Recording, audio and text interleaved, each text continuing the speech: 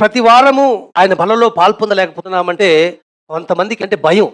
అపరిశుద్ధంగా పాలు పొందితే ఏమవుతుందో, ఎటువంటి శిక్ష నా మీద పడుతుందో అని భయపడి పాలు పొందని వాళ్ళు చాలా మంది ఉన్నారు. అయితే ఎంతకాలం ఈ భయానికే మనం భయపడితే, ఒకవేళ నువ్వు అట్లాగే ఉండి ఈ లోకాన్ని వదిలేస్తే అప్పుడు జరిగే భయము ఇంకా అది చాలా భయంకరం కదా. పరిశుద్ధత లేకుండా ఎవడును ప్రభువును చూడడు, క్రిస్టల్ క్లియర్ గా చెప్పబడింది. దీనికి మనము అట్మోస్ట్ ఇంపార్టెన్స్ ఇవ్వవలసినటువంటి అవసరత ఉంది.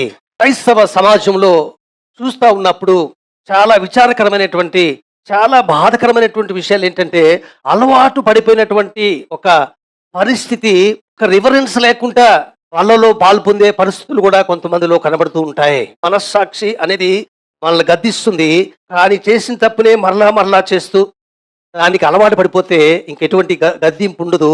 అటువంటి స్థితి అది ప్రమాదకరమైనటువంటి పరిస్థితి.